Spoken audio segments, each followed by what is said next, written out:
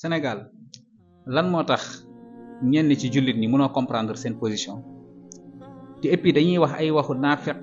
mel ni ñuy defar ngeen baal ma ci kàddu gi fekk li ñuy yàq ma ëpp li ñuy defar lan moo tax à chaque fois bu problème amee ci wàllum xale yu jigéen yi muuru ci école catholique yi ak yi ñuy demee da gis yenn sénégalais yi naan nañu respecter règlement intérieur école jàmbur yi nangam sàngam ñeneen ñi naan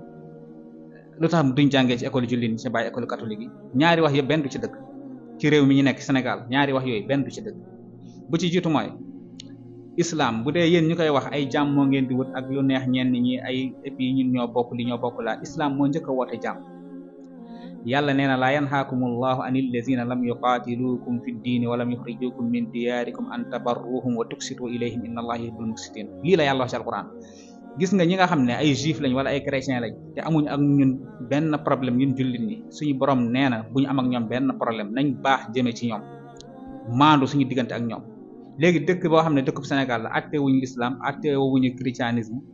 laïcité lañ wax laïcité luy ndeyu baayu école catholique wala école jullit di tere goneb catholique mu jàngee fa wala école catholique di tere goneb jullit mu jàngee fa ci lan ci kaw pas-pasu diineem moom école yi ñu yor fii nii am na ci école yoo xam ne ay école jullit la catholique yi dañ fay dugg ak seeni croix ñu bàyyi leen ñu jàng jàmmoo bi am diggante chrétiens yi ak jullit ñi ci Sénégal dara mënu ko yàq lu dul naafeq yi nga xam ne ñooy wax yoo xam ne teguñ ko fenn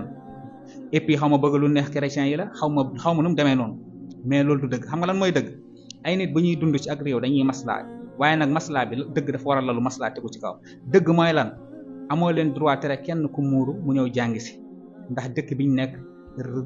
règlement intérieur dafa am règlement bu ko féete kaw bu dee jàmmoo ak mbokkoo loolu yaakaar naa ñun ñépp ku ne xam ne ni am na fii ci réew mi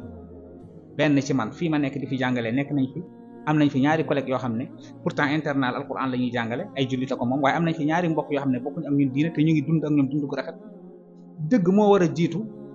ay masala doog cee topp mais yenn sénégalais yi doo comprendre seen position ci mbir yi gis nga ñi nga xam ne ñoom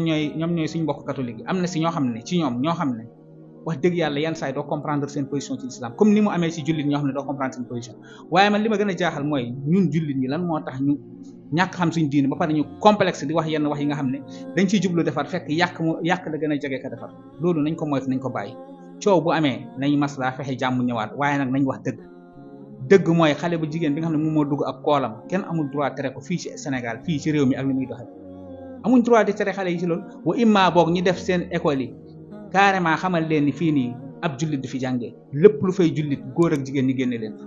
te su boobaa bu jullit ñi defee noonu chrétiens yi def noonu jàmm du am te dina metti ci ñaari taraf yëpp kon nag nañ wax dëgg te bàyyi maslaa ci ay caaxaan loolu rek laa amul lu may wax maa ngi jégalu wassalaamu aleykum